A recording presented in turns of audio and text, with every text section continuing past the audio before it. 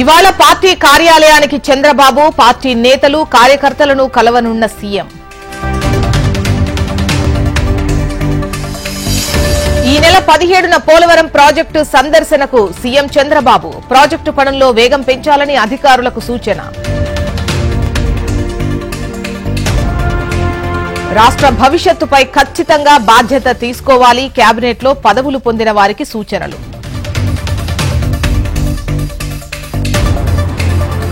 ఇవాళ మంగళగిరికి రానున్న ఉప ముఖ్యమంత్రి పవన్.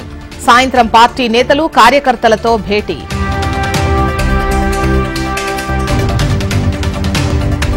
ఈ నెల 18న ఏపీ కేబినెట్ భేటీ. ఈ నెల 19 నుంచి అసెంబ్లీ సమావేశాలు.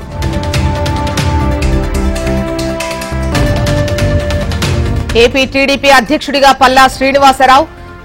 చంద్రబాబు లోకేష్లకు కృతజ్ఞతలు తెలిపిన పల్లా.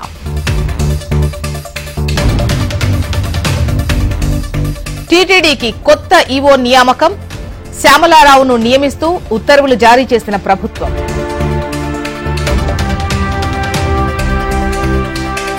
వైసీపీ ఆక్రమించిన భూములన్నీ ప్రభుత్వానికి స్వాధీనం చేస్తాం. భూ ఆక్రమణలో పెద్దవారున్నా వదిలేది లేదు అన్న ఎమ్మెల్యే మాధవిరెడ్డి.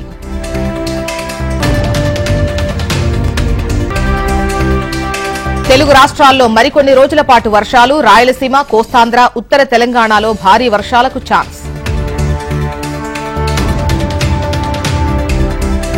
సుంకేశ్వర జలాశయానికి భారీగా వరద నీరు. 4 గేట్లలో నీరు విడుదల చేస్తున్న అధికారులు.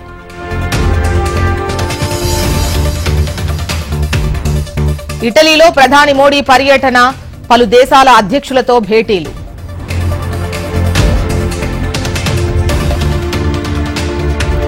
బ్రిటన్ ప్రధాని రిషి సునాక్తో మోడీ భేటీ. స్వేచ్ఛా వాణిజ్యంపై సమీక్ష.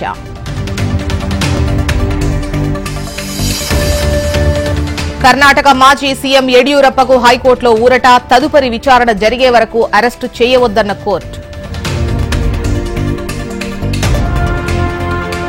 మావోయిస్టుల స్టీంపర్ జాకెట్ సెట్ స్వాధీనం. ఛత్తీస్గఢ్ రాష్ట్రం సుక్మా జిల్లాలో లభ్యం.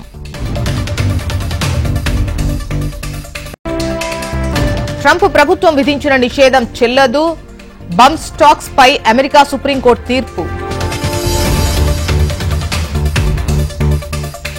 అమెరికన్స్ కు ట్రంప్ బిగ్ ఆఫర్. తాను గెలిస్తే ఇన్కమ్ ట్యాక్స్ రద్దు చేస్తానని ప్రకటన. కృత్రిమ మేధపై పోప్ ఆందోళన. మనిషి గౌరవానికి భంగం కలగకుండా చూడాలని పిలుపు. తిరుమలలో కొనసాగుతున్న భక్తుల రద్దీ. ప్రత్యేక దర్శనానికి 5 గంటల సమయం. జూలై 7న గోల్కొండ బోనాలు ప్రారంభం. హైదరాబాద్లో నెల రోజుల పాటు అంగరంగ వైభవంగా వేడుకలు.